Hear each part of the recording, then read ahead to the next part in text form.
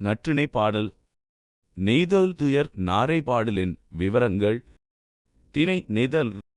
துறை வன்புரை எதிர்மொழிதல்.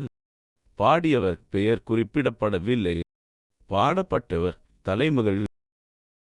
கடும் கதிர் ஞாயிறு மலை மறைந்தன்றே, அடும்பு கோடி துமிய ஆழி பொழந்து. அவர் நெடுந்தேர் இன் ஒலி இரவும் தோன்றா, இறப்ப எவ்வம் நலியும் நின் நிலை. நிறுத்தல் வேண்டும் என்றி நிலைப்ப யாங்ஙம் விடுமோ மற்றே மால்கோள். வியல் இரும் பரப்பின் இறை எழுந்து அருந்துபு புலவு நாறு சிறுகுடி மன்றத்து ஓங்கிய. ஆடு அறை பெண்ணை தொடு மடல் ஏறி, கொடு வாய்ப்பேடை குடம்பைச் சேரிய. உயிர் செலக்கடை புணர் துணை பயிர்தல் ஆனா பைதல் அம் குறுகே. கடிய கதிரையுடைய ஞாயிறும் மேலை திசையிலுள்ள அத்தமன குன்றின் கண்ணே மறைந்தொழிந்தது. அடும்பின் கொடிகள் துண்டித்து விழும்படி தேருருள் ஊர்ந்து வருமாறு அவருடைய நெடிய தேரின் இனிய ஒலி இரவு இத்துணை பொழுதாகியும் தோன்றினபாடில்லை. காநோய் தன் எல்லையளவையும் கடந்து தோன்றி என்னை நலியா நின்றது.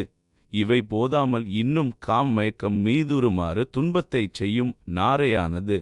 அகன்ற காய கழிப்பரப்பின் கண்ணே எழுந்து சென்று இறை தேடி அருந்தி, அதன்பின் புலவு நாரும் நமது சிறிய குடியிலுள்ள ஊர் பொதுவாகிய அம்பலத்தின்கண் உயர்ந்த காற்றால் அசைகின்ற பருத்த அடியையுடைய பனையின் தோடாகிய மடலில் ஏறியிருந்து வளைந்த வாயையுடைய பேடை தன் குடம்பையில் வந்து தன்னோடு புணருமாறு யான் கேட்டு உடனே என்னுயிரை விடுக்கும் வண்ணம் கடிந்து தான் தன் பெடையோடு புணர்ச்சி துணியுமளவும் அதனை கூவுதலை நிறுத்தவில்லை. இத்தகைய பொழுதிலே என்னை நெருங்கி நீ படுந்துயர் ஏதிலார் அறியாதபடி கரந்தொழுக வேண்டும் என்று கூறா நின்றனை.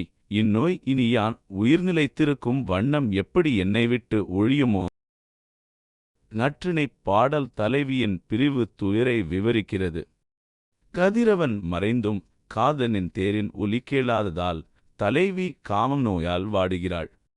இந்நிலையில் புலால் நாரும் ஊரில் பனைமடலில் அமர்ந்த நாரை தன் துணையுடன் கூடி மகிழ்வது தலைவியின் துயரை மேலும் அதிகமாக்குகிறது.